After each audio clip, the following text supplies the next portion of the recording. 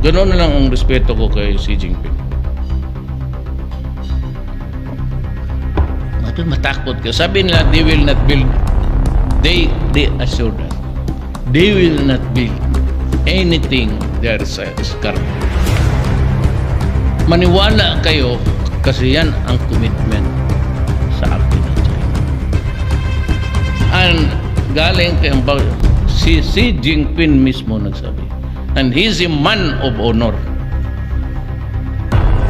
Kaya nga sabi ko, why are you so sparing? Gusto ninyo, gawain na lang ninyo kaming province, Fujian, pati Philippine province of China. Di wala tayong problema. Libre na lahat. Kayong mga Pilipino nakikinig ngayon, boundary lang, tubig lang naman, hayaan mo yan. Insist on Philippines, Philippine Sea. Karami ng dagat natin, di ibigay na lang. Oh, sige, iyon na lang yan. Mapapangga! Kasi yung ilalim ng tubig are resources. But actually what I'm saying is bakit tayo magpatayan dyan sa tubig lang. I talked to my friend sa Xi Jinping, the leader of China. Kasi nakaibigan ko talaga. And I value his friendship and his word. My friends, marami kaming Chinese dito sa Pilipinas. Ancestry namin Chinese. 非常高兴其吉祥双湖国家主席习近平 Wala sa kanila ang mga pumapalakpak sa China at natutuwa pa kapag tayo ay binobomba ng tubig. Tayo ba ay papayag na babalik sa panahon gusto ng kung kailan gusto ng ating mga liderato maging probinsya tayo ng China?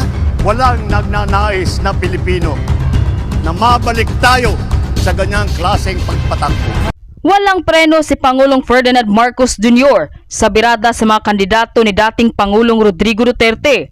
Ang mga pambato raw kasi ng kasalukuyang administrasyon wala umanong kaugnayan sa tukhang at hindi raw tuta sa China. Hindi kasi nakaligtas ang China na di umano'y kaalyado at malapit rin daw sa dating administrasyong Duterte. Kaya naglipanan na sa bansa ang mga di umano'y espiya na galing China na nakapasok sa bansa kahit na walang kaukulang dokumento at malaya pa umanong nakapaghahasik ng lagim dito sa mahal nating Pilipinas na pinalaga naman ng dating administrasyon na humantong sa matinding sagupaan ng magkabila ang kampo. Narito ang buong detalye. Ngunit bago tayo magpatuloy, huwag kalimutang i-like, share, subscribe, and click the notification bell for more updates and for more upcoming videos. Maraming salamat!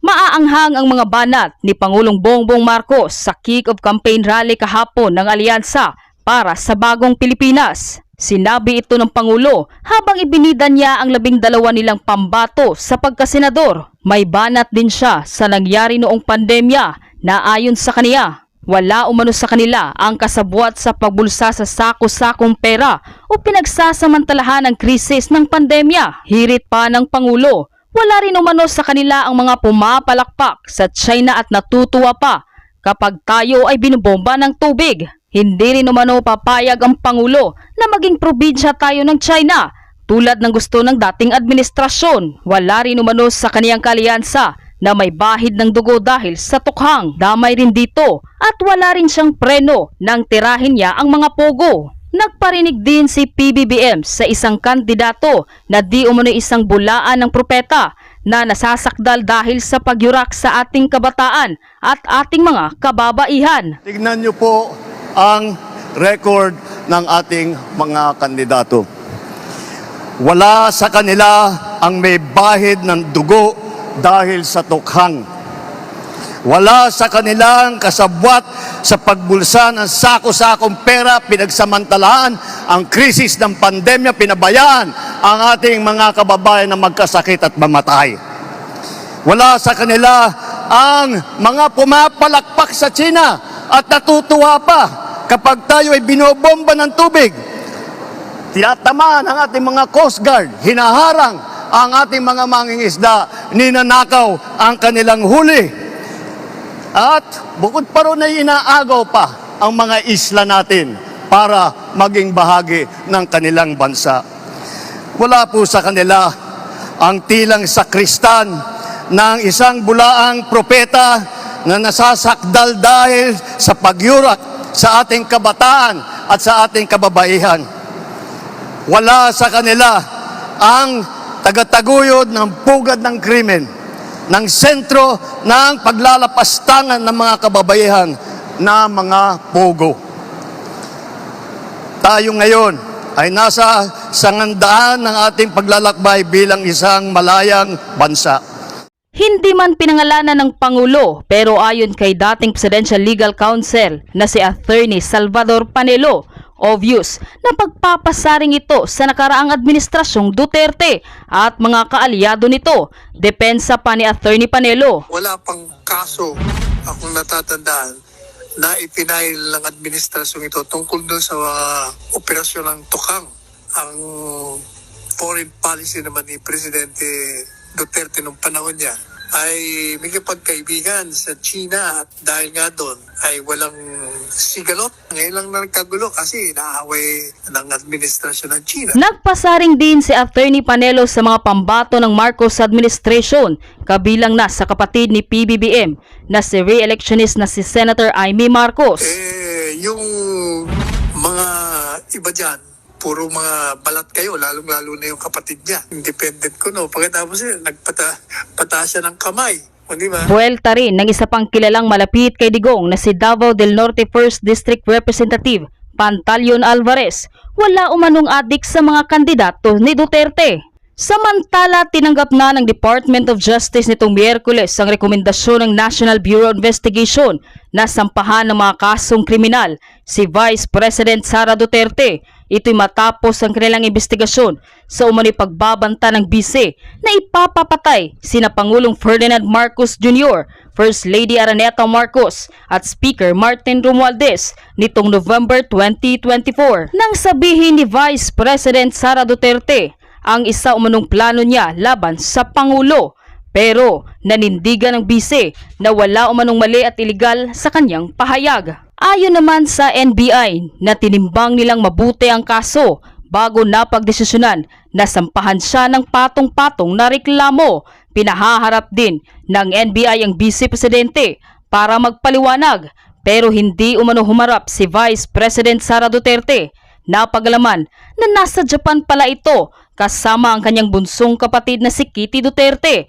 Base na rin ito sa mga nagsilabasan nilang mga litrato sa social media. Sa pagpapatuloy naman ng investigasyon ng House Quad Committee, matapos na matanong at maging witness sa pagdinig si Congressman Abante at Congressman Dan Fernandez, isang testigo na naman ang lumutang sa Quadcom patungkol sa EJK na naganap sa pamumuno ni dating Pangulong Rodrigo Duterte. Dito, ididetalye ng bagong witness na naabuso ng dating administrasyon at ng mga otoridad ang kani-kanilang mga kapangyarihan at ito ang kanyang matinding revelasyon. Panuurin, pakinggang mabuti at kayo na ang bahalang humusga. The story of Miss Marisa Hamoy. So, before that, we'd like to acknowledge Mr. Sarmenta. Mr. Sarmenta, do you have an opening statement?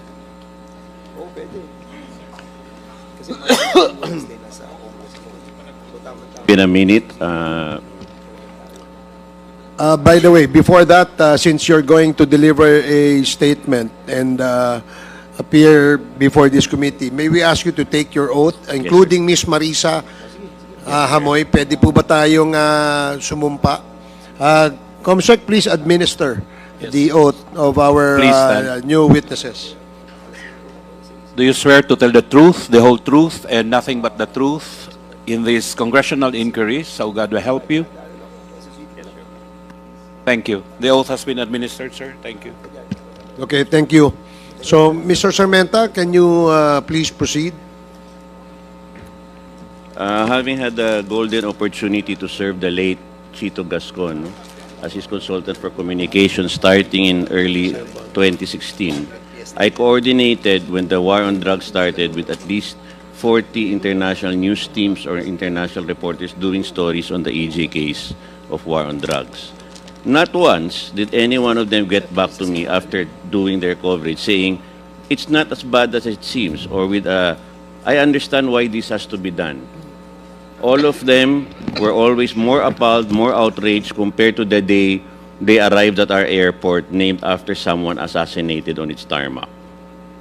A female reporter from Europe who often goes to war zones once asked me why is it that in this country the police can return to the same neighborhood the next day after killing a civilian in that neighborhood, compared to other nations where she has reported from, where it takes weeks before a police can patrol the same place where a civilian was killed.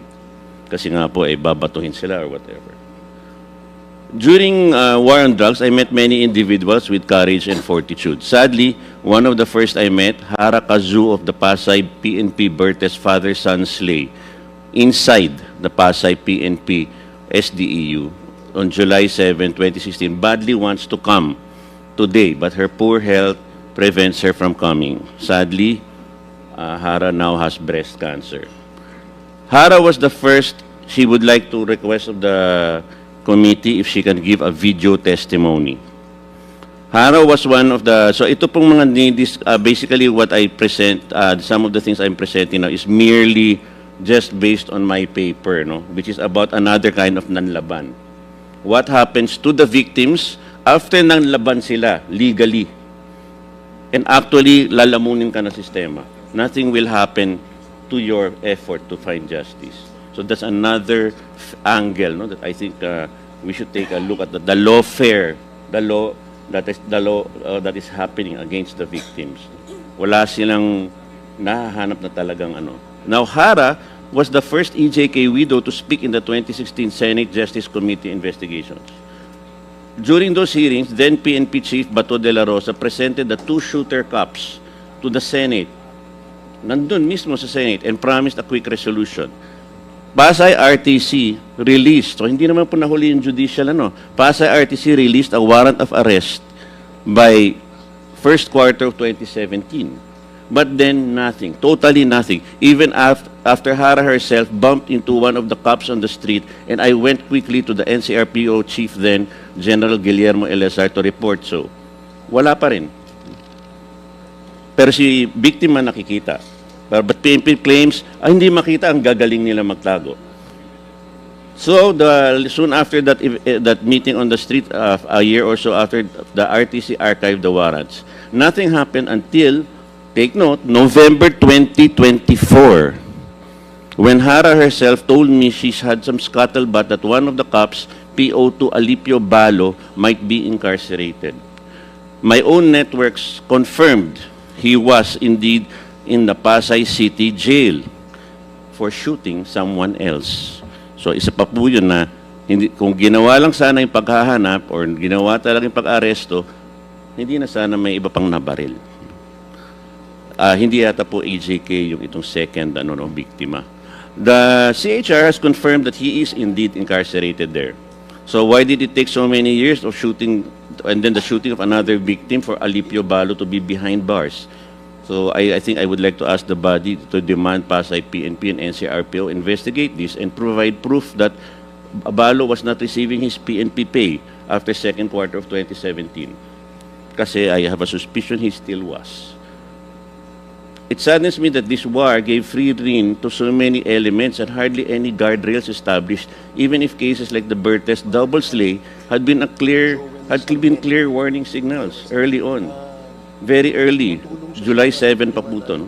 I was at the Senate on October 28, 2024 for the Blue Ribbon hearing, and because I brought the invited EJK widow Cristina Gonzalez of Antipolo.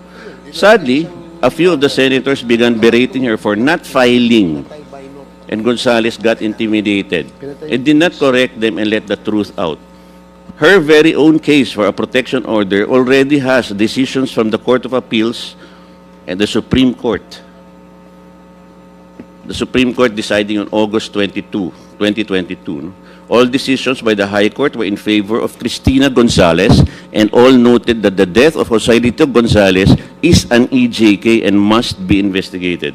To this very day, no investigation has been initiated by any of the bodies who could do investigations. So may High Court decision ka na, yung pwede naman mag-imbestiga, hindi naman kumikilos. Why? No? Bakit ganun? There's even a duplicity in this, no? Because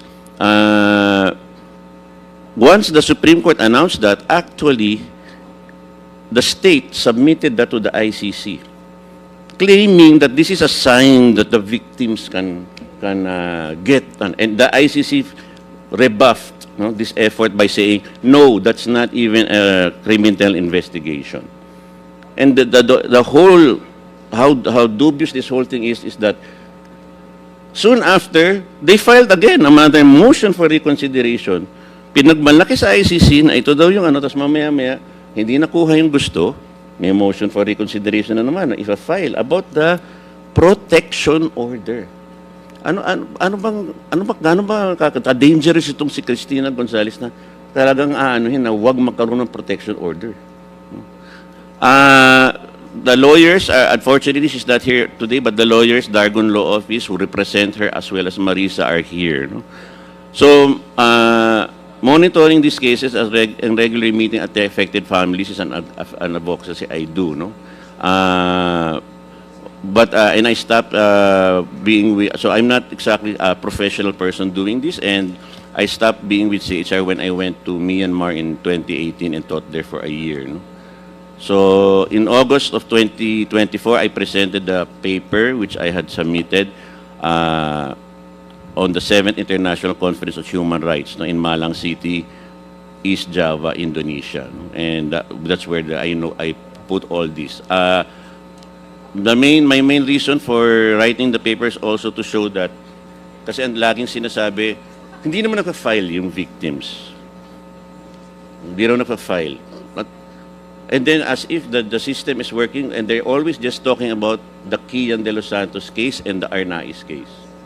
Dalawa lang naman yung babanggit nilang natatapos. So, ano ba talaga? No? And then, lastly, I'd just like to say, I think we should also look at the point of, and I think Marisa's case is a clear example that, yes, meron nga mga violations of the right to life, meron din napakalaki rin yung violations of the equality before the law.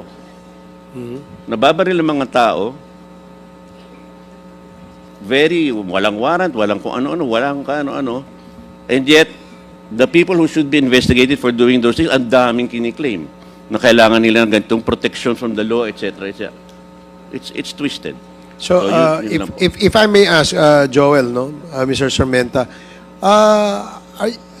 ang suspect doon sa pagpatay doon sa anak ni Marisa ay member ng Philippine National Police? Yes, sir. These are I think she can discuss it, and the lawyers also more. These are unfortunately right here, because Marisa is from Payatas, and this is in short QCPD Station 6. So, pwede ba nating marinig ang Yes, kwento ni Marisa? I often bring that up po na how can there be a police station which kills 100 people in a year's time, and there's no investigation? Why that? So, how many people were killed in Payatas alone? Station 6 po, their whole area of responsibility, 100, umabot po ng 100. So, ang area is only Station 6? Yes. Yung Station 6, yan yung Payatas? Yes, and in the first year of the Duterte administration, lumampas po ng, I think it's 102 or 100. 102 ang namatay. Killed by the PNP of Station 6. Okay, at ito ay related sa drugs. Yes, and Ang mga suspect ay, ang mga biktima ay,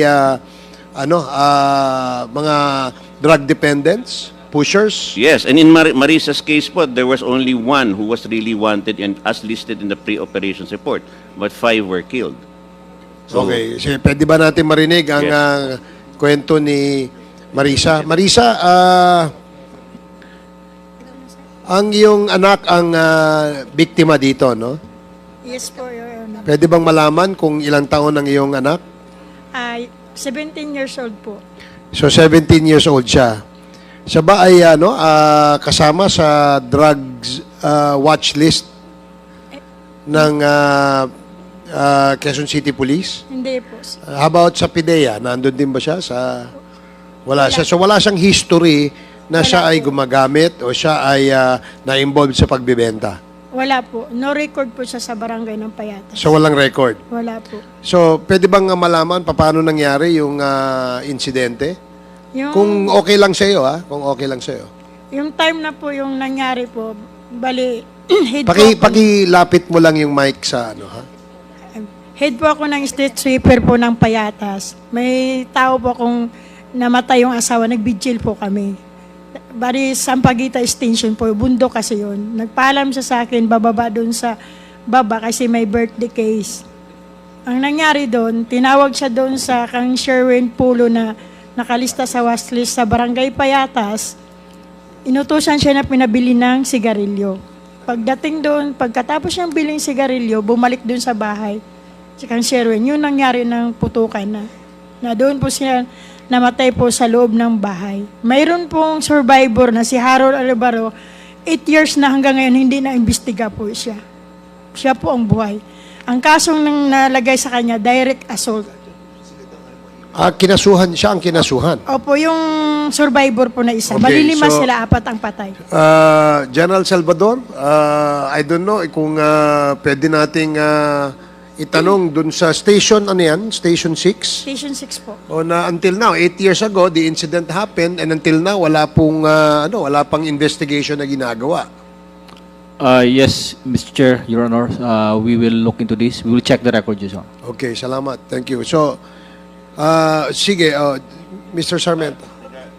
Regarding Harold Arevalo po, actually he was acquitted on November 17, 2017 for the direct assault charge, which therefore belies the claim na naglaban. So, and further decisions po by Ombudsman, and also, by the way, this case involves a decision from the Office of the President, which was released on May 25, 2022, before Mr. Duterte stepped down. Okay. So, about this case. And they all ignore this decision Sige. by the MTC of QC as Okay. if it doesn't exist, na si Harold Arevalo po ay naging acquitted. Kaya I think we would like to ask the body if he could be subpoenaed to appear, because anyway, no one has ever talked to him. Okay, siguro what we can do, kasi first time pa lang namin narinig yung kwentong yan, no? And tama-tama, dito ang ating Philippine National Police na pwede nating hingian ng assistance tungkol dyan kung bakit hanggang ngayon, 8 years after the incident, ay wala pa rin investigation na ginagawa. So siguro, in the next hearing, aasahan namin na nandito pa rin ikaw, Miss Marisa, no? Yes po, Your At mas malaking maitutulong sa aming komite kapag ikaw ay magbibigay sa amin ng iyong sinumpaang salaysay. At base doon, kami po'y maaaring makatulong sa inyo. So, I'd like to ask Mr. Sarmenta to, if possible, assist si Miss Marisa sa mga kailangan ng komite. Yes, Your Honor, along with the Dargon Law Office po. Okay, so we heard this story. Alam na po natin ang ano natin. Is this Attorney Conti? Is this part of is the story of Miss Marisa one of the cases that you handled? No, Your Honor. As they mentioned, they have their own lawyers from Dargon Law Firm. But I would affirm the fact of filing of charges against the victims po. Marami din po kaming kaso na ganyan na kung sa kanila po yung survivor, kinasuhan ng frustrated murder, sa amin yung iba patay na, kinakasuhan pa po. Kasi parang ang gustong sabihin ng pulis, totoo na na nanlaban, totoo na drug addict to o kung ano man. Kaya kakasuhan nila ng illegal possession. And that is pointless kasi po hindi pwedeng kasuhan ng patay. Kaya po perhaps as a suggestion, Mr. Chair, perhaps the PNP could identify how many cases they have filed against deceased persons or even those that are drug-related para makita kung may silbi ba to sa atin at kung gumagastos ng ba tayo ng pera sa wala doon sa kanilang naratibo na mali naman pala. Okay. So, General Mr. Chair. Salvador, I hope we took note of the statement made by Attorney Conti, and that data would also be helpful so sa committee in the writing of our committee report. Can you submit to us the data that Attorney Conti has just mentioned? Yes, yes, Your Honor. Okay, thank you. Yes, Mr. Chair. Congressman Abante. A while ago, Congressman Romy Acop asked a question to the Philippine National Police on the issue of how many thousands of those na nanlaban, ano. In fact, in our last Quadcom hearing, Mr. Chair, binanggit ko pa nga na if there are more than 7,000 na mga biktimang nanlaban, there should be more than 7,000 also evidences of that in the crime lab of the Philippine National Police. So I do not know if they have actually a data on that, no? Because I have even mentioned here in our last hearing that we ought to make an ocular inspection to the crime lab of the Philippine National Police to find out if there are indeed more than 7,000 evidences, whether it be firearms or mga patalim yan, no? So that we'll be able to know kung talagang itong mga taon to, nanlaban to. Now, if the Philippine National Police would assume that there are more than 7,000 nanlaban, therefore, there must be more than 7,000 evidences that the Philippine National Police has. If not, then yung mga kulang ang mga ebidensya, hindi nanlaban yung mga yan. Sapagkat alam ko naman na yung mga evidence na yan, I'd like to ask the Philippine National Police, di ba? Pag kayo nag-lock up ng mga, for example, like ito, ang ginamit nito ay paltik, ang ginamit nito ay 45 o 38. Meron niyang nakalagay kung anong taon yan at kung sinong pangalan nung napatay na yan. Di ba? Am I right, Major General? Yes, sir. Yes, Your Honor. It's all in the disposition of the forensic group, Your Honor. Of the crime lab. Who is the head of the crime lab right now? Right now, Your Honor, is Police Brigadier General Sembrano, Your Honor. I'd like to make a motion, Mr. Chair, that we invite the head of the crime lab to appear in the next committee Quadcom hearing so that he will be able to give us the data or explain to us the evidences that has been in the crime lab, Mr. Chair. So I move. There is a motion as stated by Congressman Abante, duly seconded. Are there any objections? Hearing none, the motion is approved. Mr. Chair, addition lang po. Yes, Doon Congresswoman sa- Castro. So, hindi lang po, Mr. Chair, yung mga paltik o yung mga baril na ginamit nung nanlaban. No? Kung ilan yan, 7,000 po yan, Mr. Chair. Dahil may namatay, dapat po ay alam din po natin yung ginamit sa pagpatay. I mean, yung police. Na halimbawa may operation yan, laban, may paltik yung nanlaban, pero yung mga police po, yung kanilang ginamit na baril, dapat po ay naka-record din. O meron din tayong report. Hindi po ba? So para makita rin natin. Confiscated, di ba? Yes, confiscated. Dahil, di ba sinasabi ng batas na kapag merong namatay, dapat talagang naiimbestigahan. Hindi lang po yung baril ng nalaban. At yung mga evidences nung bumaril, no, kailangan nandiyan din po. So, tanong ko po sa PNP, na-preserve din po ba yung mga ganong mga evidences? Para makita natin, Mr. Chair, kung ano yung tumama anong bullets, magkaroon ng matching, Mr. Chick. Yes, General Salvador, please reply. Yes, Mr. Chair, Your Honor, normally all encounters, armed confrontation, are placed in scene of crime operations procedures. So it has all the SOCO report, and therefore all evidences are in custody of the SOCO, and normally it is being prepared and being readied for if required by the court. So with all the presumptions that these are covered by reports, Your Honor. Mr. Chair, Mr. Chair, follow up. yes. Ang tanong ko po, na-preserve din ba yung mga baril na ginamit ng pulis doon sa scene of the crime? Yun po yung tanong ko doon. Or ginamit lang yan and then ginamit pa rin siyang service firearms? So yun po yung tanong natin doon sa pulis. Your Honor, that can be answered once the Director of Forensic Group will be present because as I have mentioned, these are all covered by SOCO reports, Your Honor. Mr. Chair, ano ba yung procedure? Yeah, pwede bang malaman na General kung ano ang procedure? Halimbawa, nagkaroon ng engkwentro at napatay ang kalaban ng mga Philippine National Police, kawani ng Philippine National Police. Hindi ba kinukuhaan ng ballistic record yung baril ng police at saka yung baril ng nanlaban?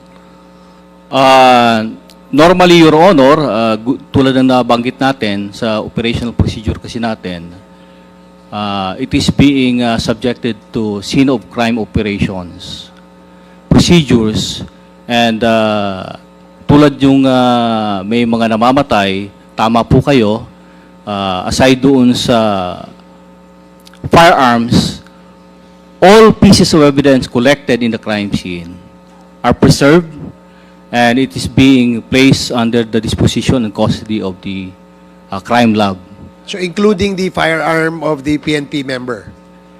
Normally, Your Honor, if there is findings of irregularity, doon na lang nagkakaroon ng requirement to submit the firearms of those involved in the operations.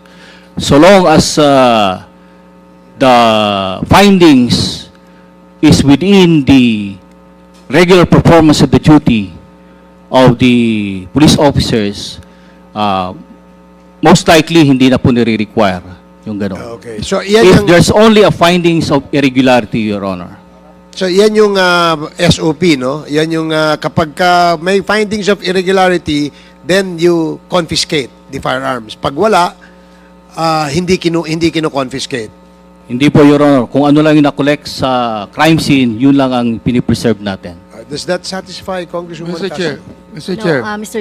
Congresswoman Castro first. Sige, Mr. Chair, parang may mali doon. 'Di ba? Kasi may namatay ng laban. So ginamit yung baril ng pulis para ma-apprehend o mamatay yung kalaban ng pulis. Your So, Honor, but ang problema, Mr. Chair, para makagawa tayo in aid of legislation, no, parang tingin ko may mali doon. Kasi hindi po naiimbestigahan eh. So kailangan maimbestigahan. So kahit man lang, ito yung tinatawag nating presumption of regularity. No, dapat ma-define yan talaga kung paano, no? So hindi pwedeng may namatay na lang, tanggapin na lang yan kasi nanlaban yan. At Siguro, adik yan, whatever. yeah. So Well, yun po, Mr. Mr. Chair, Chair. related doon sa sinabi ni Congresswoman Franz Castro, no? Ano ba yung procedure nyo? For example, like, we know for a fact that not all of the victims' relatives would file a case against the police, correct? So, kung hindi sila mag-file ng case, Major General, anong ginagawa ng ating kapulisan kung meron pong napatay na nanlaban na hindi nakapag-file ng anumang complaint? Tulad po na nabanggit namin, aside sa SOCO, meron po tayong motu proprio investigation na kinoconduct ng Internal Affairs Service. So, lahat po ng ganung nanlaban cases, encounters, there is an independent investigation being initiated by the IAS. At, Okay, independent po yan, no? Yes po. Ngayon, ito, nabanggit nyo kanina that you only confiscate the firearms when there is irregularity. Alright. Tama po yan. Now, anong ginagawa ninyo sa ating kapulisan when there is irregularity? Well, due process is initiated by way of requiring these people to submit themselves for investigation, tulad na po na yung firearms. And normally, they are being held under restriction so that they can answer for all the investigations being initiated by the unit. So yun po yung proseso. Para po magiging impartial yung investigation, hindi maka-impluwensya yung involved, normally they are being held under restriction or being relieved from the positions they previously hold. Do you have a list of that, Mr. Chair? Do you have a data, a list of those policemen that have killed in response to the action of the victims? Do you have a list of irregularity na mga pulis natin or wala? The better office that can respond to that, Your Honor, is the Internal Affairs Service. All right, Mr. Chair. So I again would like to make a motion that we invite the head of the IAS to come in our next hearing to shed light on the issue of the mga nanlaban na mga biktima po sa ating mga kapulisan. So I move. Comsec, please take note of the request of Congressman Abante. Mr. Chair, meron Mr. akong Chair, clarification. may also- With the indulgence, sige, si Congresswoman Last na Castro, po. and then si Congressman Dan Kaugnay na lang Fernandez. po doon sa topic. So, Mr. Chair, may I also move that we subpoena po yung SOCO, yung report ng SOCO dito sa 7,000 plus o 7,060 ba na ng sinasabing nanlaban. So, pwede po bang I move, Mr. Chair. So, there's a motion to subpoena the SOCO report on the 7,000 deaths under di ba DUI ang tawag doon, deaths under investigation by the Philippine National Police, and to be submitted to the committee. So did we get a copy? Do we have a report? So none yet. So may we ask the PNP to submit those records to the committee as stated in the motion of Congresswoman Castro to subpoena all these documents. The motion was duly seconded. Are there any objections? Hearing none, the motion is approved. So, Congressman Dan Fernandez. Clarify, General Salvador. Kasi para nadinig ko kanina kapag merong irregularity, saka lang kinoconfiscate yung mga na evidences na galing sa crime scene? Both, Your Honor, irregularity or someone who will initiate a complaint. Ibig sabihin kung may magpapile from the victim. So, ibig sabihin, yung mga ebidensya na nandun sa crime, like, for example, yung mga ginamit sa panlaban. O so, pag may irregularity lang, with final decision, saka mo lang siya dadalhin sa crime lab? Magkakaroon po ng investigation based doon sa findings nga po na SOCO. Okay. So, kung nagkaroon ng investigation, tapos sa investigation, ang nagko-conduct nun, sino? Ang IAS? Ang IAS, so, pag nagkaroon sila ng final decision, what happened to the firearms that was collated doon sa mga different crime scenes? It is normally becomes the evidence, Your Honor. No. But yung disposition... For example, nagkaroon ng decision ng IAS at sinabi nila walang irregularity. So, yung mga firearm na nakuha, hindi na itatago sa crime lab? Binabalik na po yun sa unit or sa individual concerned, Your Honor. Hindi. Ang sinasabi... Normally, Your Honor, these firearms are only requested by the forensic for ballistics. No. You're talking about the firearm nung police. Yes, Your Honor. I'm talking Tama about po the yun. firearm or mga weapon na ginamit doon ng mga taong nanlaban. Di ba? Meron di kayong mga nakuwang mga weapon di ba? Yes, Your Honor. Doon sa crime scene. So, nung nakuha niyo yung weapon at the personality na involved were subjected to an investigation, and it was decided by the IAS na walang irregularity, what happened doon sa mga weapons nung mga nanlaban na biktima? Yun na nga po, Your Honor, na nasa disposition ito ng crime lab ng forensic group. And in fact, I heard there was already a Yeah, motion. yes, I know. regarding to So, produce this. hindi mo alam na, kasi parang kanina, pag may walang irregularity, yung mga weapon, parang I heard na hindi na siya inilalagay sa crime lab eh. So, dinidispose na ba siya or? Hindi po. It remains In an the crime lab. evidence, crime lab. So, anong element of time na nandun siya? Anyway, Your Honor, as I believe the Best director person of to the answer forensic that is, group has already okay. been sa... Thank you, Gerald Salvador. Mr. Chair, I'd like to ask the victim's relative, si ano po ang pangalan niya? Miss Sarmenta. Marisa, Joel. Hindi po, si... Mr. Joel Sarmenta. Joel Sarmenta po. Hindi po, itong... Marisa Hamoy Miss po. Marisa Hamoy. Marisa Hamoy. Miss Amoy, kayo po ba ay nag-file ng complaint? yes po. Okay. Yes, sir. She filed I was with them when they filed But she filed the ES. complaint.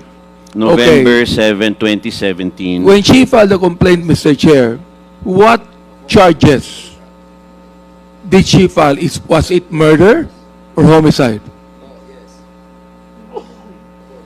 Hindi po that parang connected sa when the AS elevated it, parang nasa ano na po eh, grave neglect of duty, mga ganon, hindi murder po. I think, see, Within when the ES.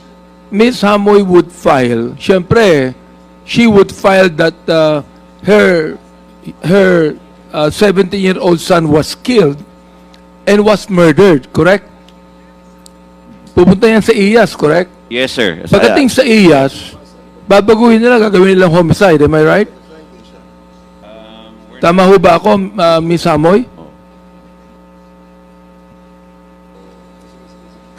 Medyo, hindi kami ano sir, but I recently reread the later IAS report. It's connected to... Mr. Sarmenta, can you look into that? Because this is very vital eh.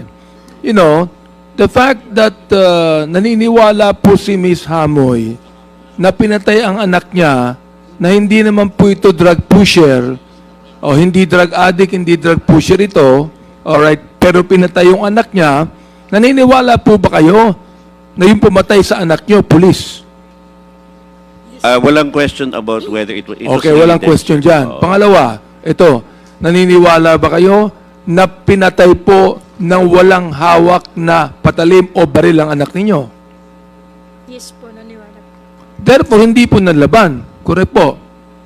Yes, sir. And as proven by the acquittal po of Harold Arevalo, the survivor, in the case filed by QCPD for direct assault. Hindi po, yung charge na kanyang dinimanda dahil sa biktima. Oo, dun sa pulis na dinimanda niya. Ibig sabihin, dapat yan, ang demanda ni Miss Hamoy would be murder. Tama ho ba ako? I can check on the ES right now, sir. Maybe I'll get back to you in a few minutes. Yes, I have because this is quite vital. Very important po ito. Yes, Na sir. bakit babaguhin ng IAS ang demanda na homicide samantalang murder ang demanda ng kamag-anak ng biktima? Hindi pwedeng baguhin yan. In court, it must be murder ang demanda po dyan. And this is something that we have to look into, Mr. Chair, because this is quite revealing, no, sa atin. And I think that our people should realize this, na marami na mga demanda ang complaint ang mga kamag-anak ng biktima na hindi nanlaban ang mga anak na ang dapat i-demanda ay murder, yet nawala ng bisa yung murder. Naging homicide yan. Sapagkat ang katuwiran po ng Philippine National Police, nanlaban po lahat yan. Am I right, Mr. Samenta? Yes, sir. Mr. Chair, I'd like also to bring up that she did file at the IAS, and there's something that's lately I don't notice that's being brought up in the committee in the past hearings.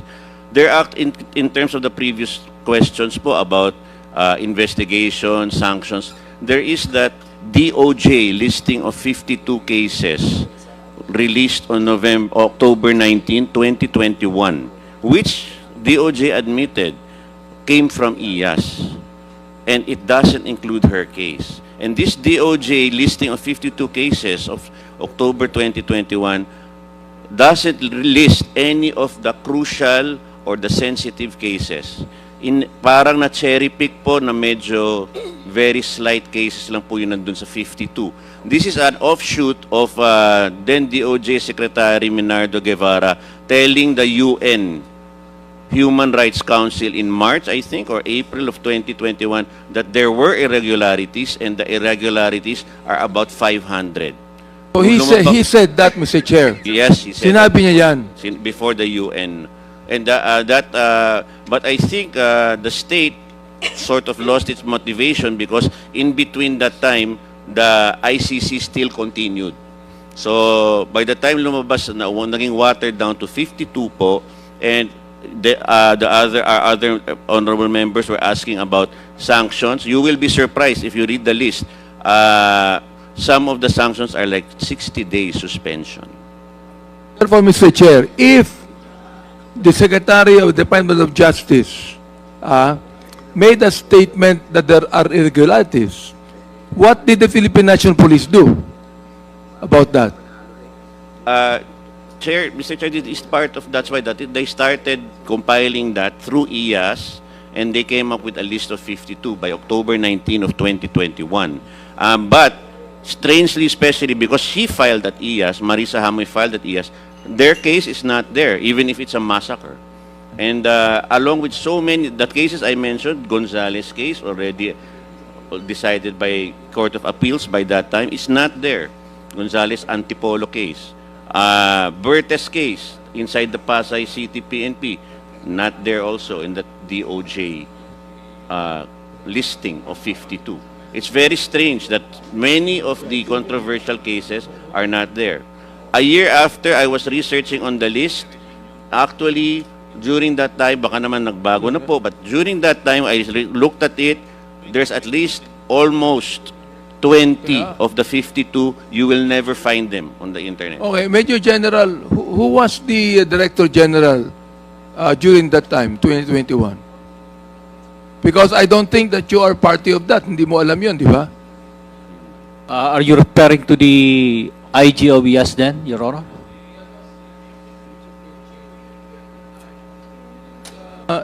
Sir, we immediately complained to him, General Guillermo Ilazar. It's very significant because actually Marisa Hamoy, when General Guillermo Eleazar was QCPD head, met Eleazar at least 3 times. All right, Mr. Major General, therefore, who should we invite to shed light on this revelation that Mrs. Sarmiento has said?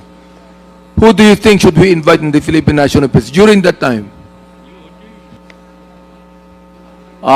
Your Honor, allow us first to check into the records because previously we were required to check this, especially the case being mentioned, Your Honor. Mr. Chair, I would like to make a motion that we invite the DOJ, who during that time was the head, including Mr. Chair, the maybe Director General Eleazar, to shed light on what Mr. Sarmiento has said. So I move, Mr. Chair. Comsec? Mr. Chair, if I may add, there was a murder charge. This is the one filed at the Mr. Ombudsman. Chair, point of order. Yes. What is the point of order, Congressman Akop? There's a motion filed by the Honorable Abante, and the Chair has not yet ruled on the motion of the Honorable Yes. Abante. That is correct. Yes, I'd like to rule on the motion first of Congressman Abante to invite General Eleazar and General and DOJ, in the next scheduled committee hearing of the Quad Committee. And Secretary, the former DOJ Secretary, Secretary Solgen Minad Guevara. So, any second? Duly seconded. Any objections? Hearing none, the motion is approved. Mr. Chair? Yes, continue. Please continue. Mr. Chair? Yes, Attorney Conti. Sorry, Your Honor, but at this point, point of information regarding the 52 cases that were mentioned, Your Honor, this has already been discussed prior. If I recall from the hearing June 5th, 2024, the DOJ presented the list of 52 cases and said that they had already forwarded the cases with recommendation for filing of charges or case building to the NBI. If you would recall po, si Judge Santiago po yung nagsabi na they investigated it, and in the 52 cases, 30 have been closed temporarily for lack of information. Mr. Chair, forwarded where? NBI, Your Honor. NBI. Yes, for Your the Honor. filing of cases. But, yes, Your Honor, and just an For the additional... filing For pa. filing. So yung 30 po, kumbaga, wala nang na-file. But I agree, the 52 cases are what the DOJ and this government or the previous government said constitutes an investigation. Pumunta sila ng UN, pumunta sila ng ICC, nag-investigate naman kami. 52 cases. None of these cases, or 2 cases were in Caloocan. No cases were mentioned in Bulacan. Kaya hindi po representative yung 52 cases investigated. And just a note, NBI said that they had 400 cases being investigated. So, kumbaga, puro po numbers, pero wala naman po. So you were saying, Mr. Chair, you were saying that the NBI was actually remiss in investigating the 52 cases. Well, yes, Your Honor. Meaning, kumbaga, yung DOJ investigation na ipasa na daw sa NBI for prosecution, yung NBI naman sinasabi, wala na daw na impormasyon. Actually, ang binabato naman, yung biktima daw kasi hindi nagpa-file ng kaso. Ako, wala po akong kaso dun sa 52 na ini-investigate nila eh. Talagang kulang na kulang po yung pinagsimulan ng information. NBI, Mr. Chair. Yes, Director Levin, any... Thank you, Your Honors, Mr. Chair. We, with the indulgence, we take exception to the statement na remiss kami. I have to defend my institution. Thank you, Mr. Chair. Of the 52 cases referred to the NBI, 13 were recommended to be prosecuted. 7 are still under investigation, and 32 of these cases were provisionally closed either for lack of cooperation on the part of the relatives of the victims. Let us remember, Your Honors, Mr. Chair, that we have been denied the opportunity to conduct forensic investigation on the pieces of evidence. Walang crime scene investigation dito. When these were all referred to us, the crime had already happened long time ago. It's very difficult now to reconstruct the scene of the crime.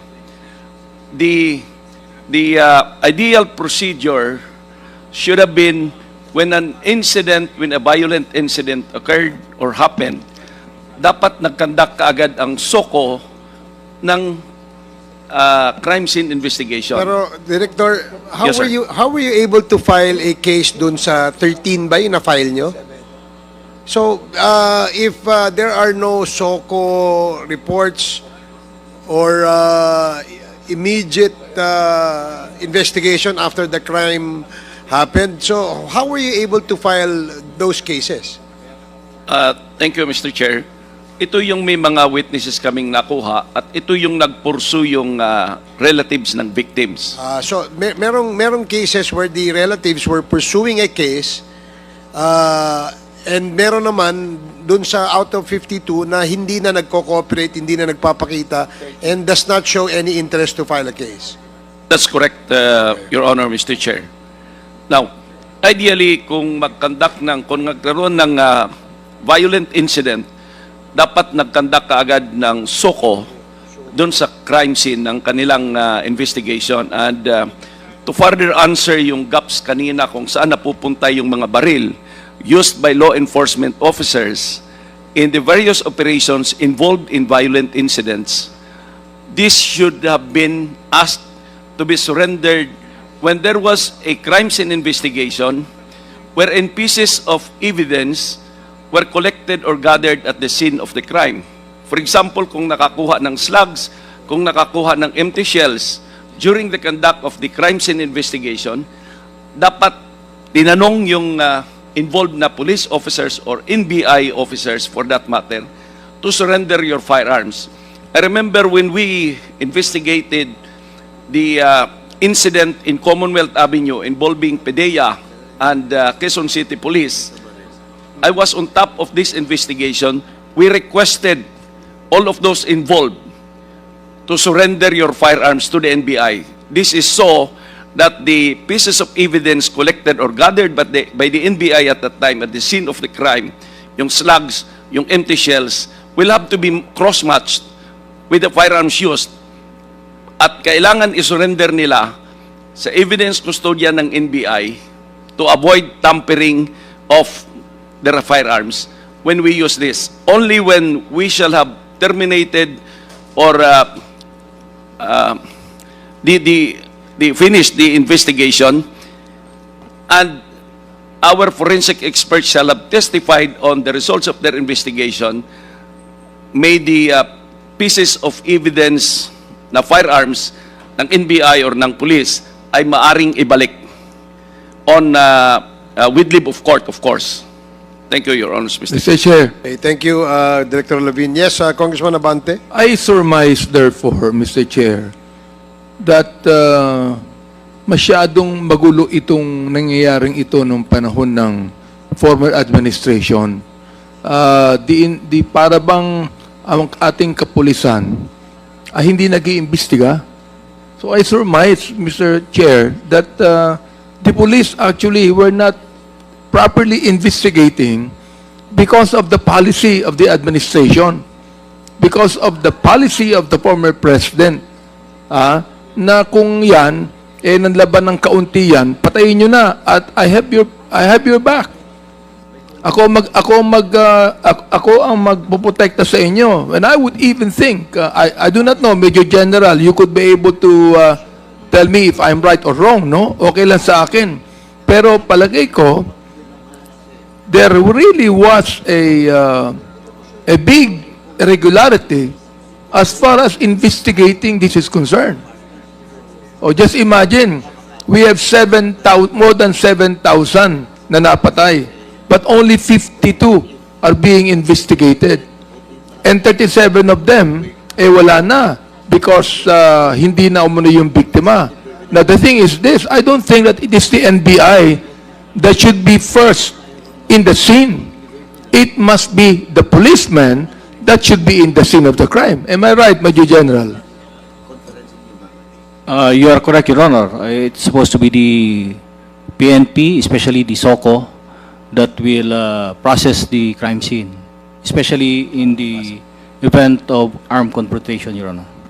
Mr. Chair, why do you always have to give that to IAS? Why don't the SOCO be the one to investigate on it, motu proprio? It is within their mandate, Your Honor. The IAS has the motu proprio. No. It's not the mandate of the IAS is to investigate an administrative case. Of course, kasama yung criminal dun eh. Pero still, the IAS should be independent from the Philippine National Police. Therefore, the Philippine National Police must also conduct their own investigation on the matter. Am I right, Major General? That's correct, Your Honor. As I have mentioned, it is being part of the SOCO operations. And as I have mentioned, once an irregularity has been found based on the processing, corresponding actions is also being recommended, Your Honor. Mr. Chair, Yes, are you done, Congressman Abante? So, Congressman Acop, you're recognized. thank you, Mr. Chair. General Salvador, may I know the basis why IAS should be the one to investigate incidents involving police officers where firearms are used?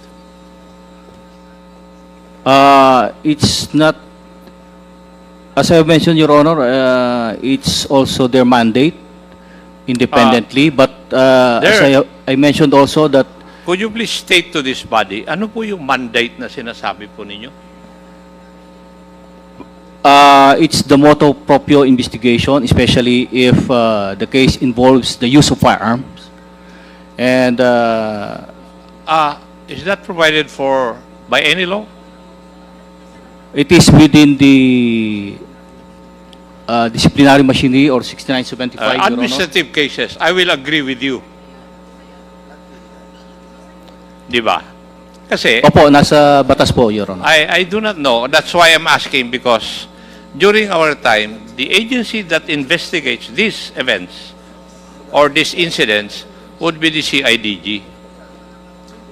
Why? Because when these incidents happen, there are two aspects. Dalawang kaso eh. Administrative at saka criminal. Now, is the IAS equipped to conduct criminal investigation? It is, Please answer my question first. Is the IAS equipped, or does it have the capacity to conduct criminal investigation? I believe so, Your Honor. Huh. On the basis of the findings of every... The IAS is basically an agency which investigates the administrative aspect of this issue. Would you agree with that? Yes, Your Honor, but Yes. as I have mentioned, Kaya nga they can always recommend. Sinasabi kanina na Mr. Sarmenta na grave neglect of duty na yung one eh. That is administrative offense. Pero ano yung criminal offense na final ninyo? I have been consistent with my response, Your Honor, because Hindi ko this naman is- sinasabi na hindi ka consistent. Ang question ko, yung sagot mo. Kasi, hindi ba't sabi ko, you give me the basis why IAS is supposed to conduct this kind of investigations. When in fact, I know na yung IAS, administrative aspect lang ng kaso, ang trabaho nila. The criminal aspect is with CIDG, which is capacitated to do the criminal investigation. Kasi iba yung administrative investigation at saka criminal investigation. Doon pa lang sa evidence that is required, magkaiba na yung dalawa eh. So, how can you tell me that the IAS is capacitated to conduct criminal investigation? Well, You tell me, what is that mandate that you are telling me? So that I will be convinced. it is, they have the powers to file appropriate criminal cases against PNP members because before the court as evidence warrants and assist in the prosecution of the case.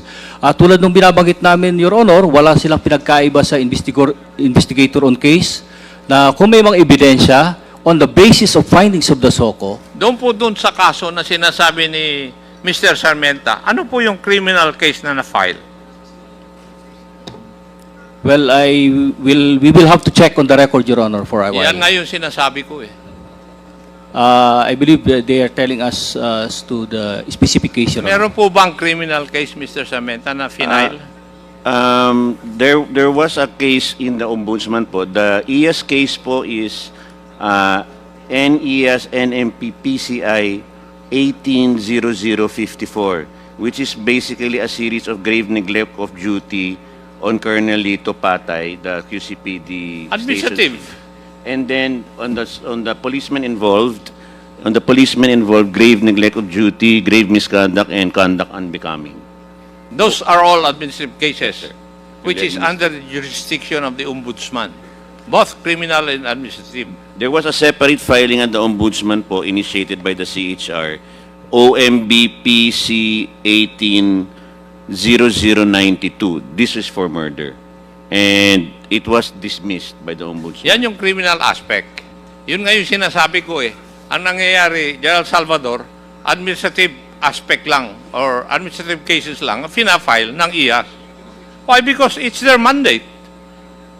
But, Your Honor, they are also not prevented to file the criminal case. I would agree with you. Yes. But supposing I will ask you to give to this committee or submit to this committee ano yung mga cases na involved sa extrajudicial killings na na-file ng criminal case by IAS to prove your point. We will wait for the IAS to respond to that, Your Honor. Yes. And that is why, Mr. Chair, may I move that we invite the Director of IAS in the next hearing para masettle tong issue nito? Okay, there's a motion to invite the head of the IAS. Second. And duly seconded. Any objection? Hearing none, the said motion is now approved. Mr. Chair, I also would like to inform the body, especially our, I like Attorney Conti and Mr. Meta, that this morning, the Committee on Appropriations already approved, no? The Committee on Human Rights was the first one who approved that. But today, already approved the CHR charter. Oo. Now, Mr. Chair, I think that there should not only be a review of these cases, there ought to be a reinvestigation of these cases, Mr. Chair. Would that be the kind of mandate the Philippine National Police also has? Because the thing is, yung mga investigation ginawa on the last administration were actually wala eh. Wala nangyari. So, I'd like to ask Major General Salvador, would you agree that all of those victims of the extrajudicial killings, more than 7,000 of them or more,